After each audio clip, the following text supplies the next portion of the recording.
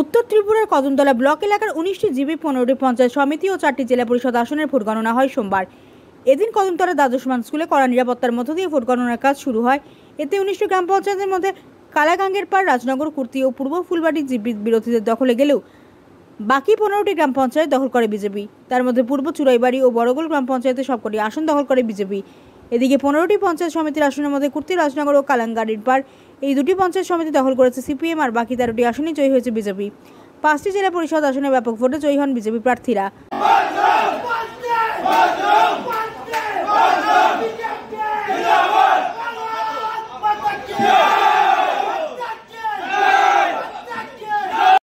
First of all আমি আপনাদের সবাইকে ধন্যবাদ জানাচ্ছি for covering the whole election process at Kadamtala RD block.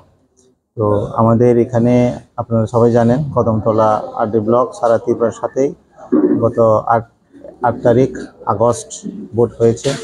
তো আমাদের এখানে উৎসবের মেজাজে হয়েছে। একটি টোটাল ভোটার রয়েছে আমার 51,214।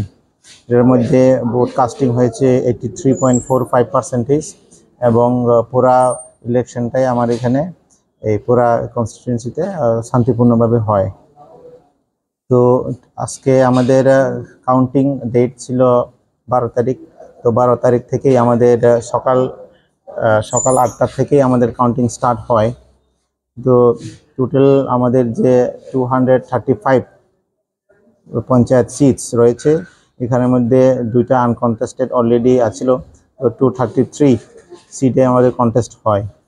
তো আফটার দ্য রেজাল্ট, আমাদের রেজাল্ট ডিক্লেয়ার কমপ্লিট করতে করতে আমাদের 13 তারিখ লেগে গেছে।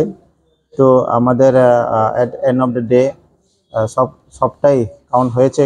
এর মধ্যে আমাদের দেখা যায় যে 15টা আউট অফ 19 জিপি, 15টাতে মেজরিটি পেয়েছেন বিজেপি, আর সিপিআইএম দুটি জিপিতে মেজরিটি পেয়েছেন এবং দুটিতে এখনও ক্লিয়ার কাট মেজরিটি নেই।